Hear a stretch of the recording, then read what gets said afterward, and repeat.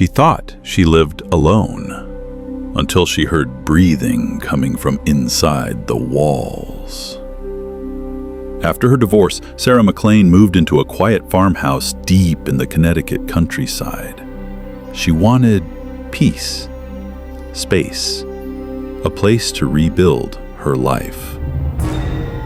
The house was old, creaky, and far from town, but something about its silence felt like healing. At first, everything seemed normal. Her dog Ruby would sniff around more than usual, but she thought it was just the new surroundings. A few odd things happened. Salt shakers moved, lights flickered now and then, and doors she'd closed were found slightly open in the morning.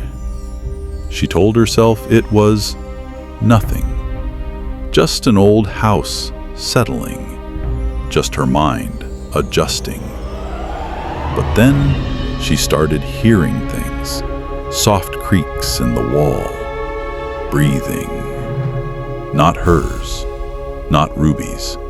Breathing that seemed to come from just behind her headboard at night. At first, she thought she was dreaming, but it happened again and again, always just past midnight. One night, she found her phone unlocked and lying under the couch. She hadn't used it in hours. Another time, she stepped out of the shower and saw a fresh fingerprint smeared across the bathroom mirror. She was alone in the house. Every window was locked.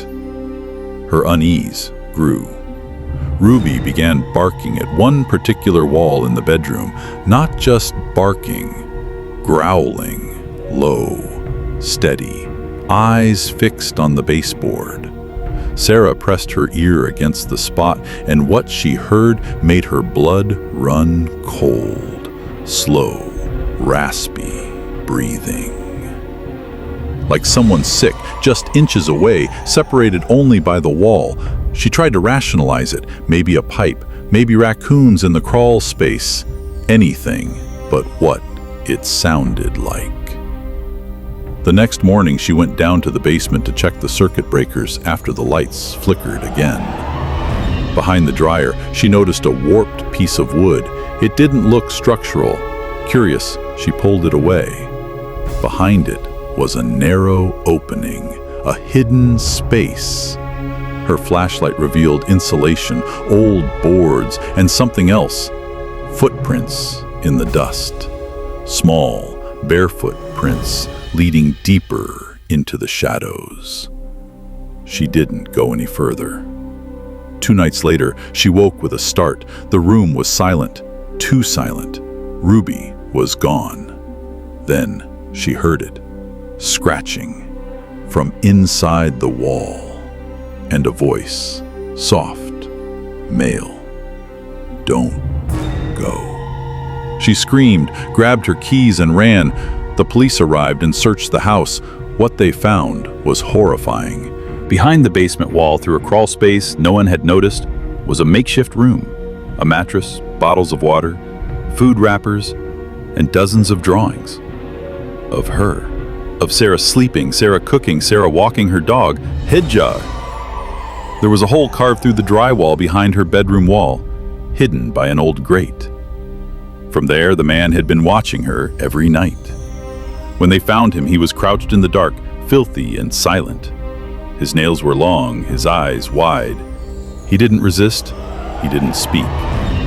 Flooring, they learned, he'd once lived in that house, years ago, before being institutionalized.